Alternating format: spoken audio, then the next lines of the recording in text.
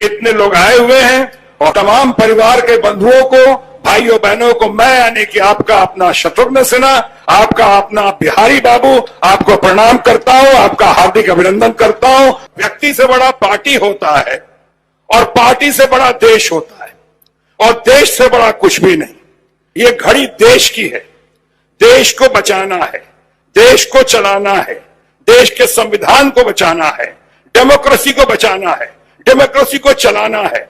इसके लिए चाहे किसी पार्टी का कोई हो, अगर उसे लगता है कि आपके परफॉर्मेंसेस और आपके प्रोमिसेस में बहुत लंबी चौड़ी खाई पैदा हो गई है, अगर लगता है कि वायदे खिलाफी में बदल रहे हैं, अगर यह लगता है कि देश के युवाओं के लिए सिर्फ बेरोजगारी नहीं, उनकी आशाओं को, उनके सपनों को कुठाराघात किया गया है, अगर कोई लगता है कि हमारे किसान परिवार के साथ जो जुल्म और ज्यादती हो रही है, जिस तरह से वो आत्महत्या कर रहे हैं, बर्बाद हो रहे हैं, त्राहिमाम स्थिति है।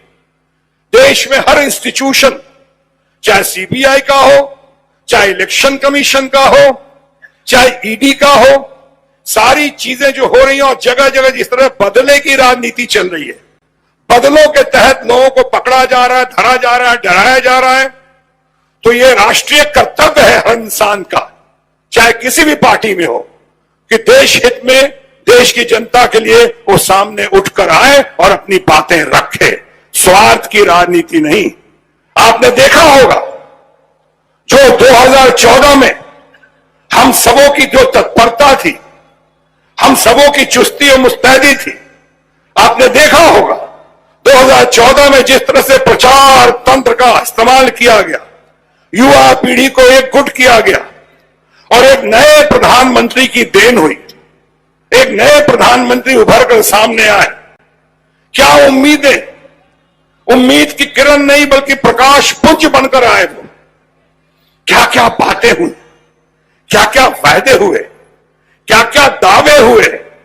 यानी मुझे वो याद आता है कि दुष्यंत कुमार की वो पंक्तियां याद आती हैं, जब वो आए थे तो फिर कहा तो तय था चिरागा हर एक घर के लिए। आए थे तो ये कहा गया था हर घर में रोशनी होगी, कहा तो तय था चिरागा हर एक घर के लिए। वायदे से 15 लाख रुपए देने के वायदे, जुमले की बात नहीं कर रहा हूं, हर जगह देखें आप। किसानों की बात कर रहा हूं, किसानों को उचित मूल्य देने का वायदा याद दिला रहा हूं, नौजवानों को हर साल 2-2 करोड़ की नौकरी देने का वायदा याद दिला रहा हूं। कहां गई वो बातें? सब बातें खत्म तो दुष्यंत कुमार की ये पंक्तियां वहां लागू होती हैं कि कहा तो तय था चिरागा हर एक घर के लिए। और एक बार चुनाव खत्म, प्रधानमंत्री बन गए तो उसके बाद फिर कहा चिराग मयस्सर नहीं शहर के लिए। ऐसा क्यों और कब तक? मुझसे कई लोग पूछते हैं क्या आप तो अटल बिहारी वाजपेयी जी के जमाने में मंत्री रहे थे, क्या फर्क पाते हैं अटल जी के शासनकाल में और आज के शासनकाल में? मैं कहता हूं फर्क यही है, उस वक्त तानाशाही नहीं थी बल्कि उस वक्त लोकशाही थी और आज तानाशाही दिखती है, जिसे जो चाहे बना दो, जो चाहे कर दो, जो घोषणा कर दो, त्राहिमाम स्थिति पैदा कर देते हैं। खामोश। ये हालत जो हुई है उसमें ही चंद पंक्तियां कहना चाहूंगा। आज किसी मंत्री को कोई पहचानता है? कोई मंत्री को जानता है? आपसे कहा जाए 3-4 मंत्री का नाम लेने को तो आप 2 तो ले लेंगे, आप प्रधानमंत्री का नाम ले लेंगे, इनके बारे में पूछा ही नहीं गया है। एक उनका क्या नाम है उनका, वो ये अमित शाह, अब अमित शाह का ले लेंगे, उसका ढूंढते रह जाओगे और कौन कौन मंत्री, क्योंकि कोई 90% मंत्री तो कोई जानता नहीं है, जानता है तो कोई मानता नहीं है, मानता है तो कोई पहचानता नहीं है, पहचानता है तो किसी काम के नहीं है। एक काम बोलो नहीं नहीं नहीं तो पीएमओ में जाना पड़ेगा, पीएमओ, अरे पीएमओ ही चलाएगा तो तुम काहे को शपथ ले रहे थे, तुम काहे को मंत्री बने हो? बस चमचागिरी में स्तुति गान करते रहेंगे, सवाल कुछ और होगा, जवाब कुछ और देंगे। जब तक कुछ बातों का सही जवाब आप नहीं दोगे तब तक जनता वही कहते रहेगी कि चौकीदार। मैं नहीं कह रहा हूं, आप कह रहे हो खामोश। तब तक लोग वही कहते रहेंगे, चौकीदार चौकीदार। चौकीदार। बस यही तो गली गली में शोर है कि यही गली गली में शोर है कि माखन लाल। बस मैं कहता हूं इसका जवाब दे दो, अच्छा रहेगा। Nip the bud in the beginning. 3-4 सवाल तो हैं। ये मत कहो कि उन्होंने, रक्षा मंत्री ने पार्लियामेंट में जवाब दे दिया है। अच्छा मैं सब बोल चुका हूं। अच्छा सुप्रीम कोर्ट पे जिस आधार पे वहां जजमेंट, उसका मैं सम्मान करता हूं, पर सुप्रीम कोर्ट ने कह दिया, फैसला दे दिया।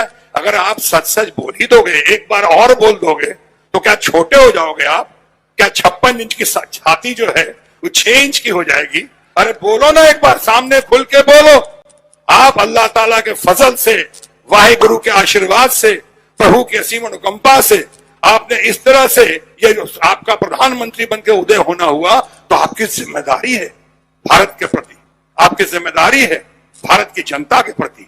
तू इधर उधर की ना बात कर, ये बता कारवां क्यों लुटा। तू इधर उधर की ना बात कर, ये बता कारवां क्यों लुटा। मुझे राजनों से गिला नहीं, तेरी रहबरी का सवाल है। ताली कप्तान को मिलेगी तो गाली भी कप्तान को मिलेगी।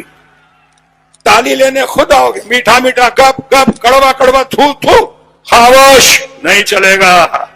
चलबे ना दादा, এরকম কখনো চলবে না, করতেই হবে।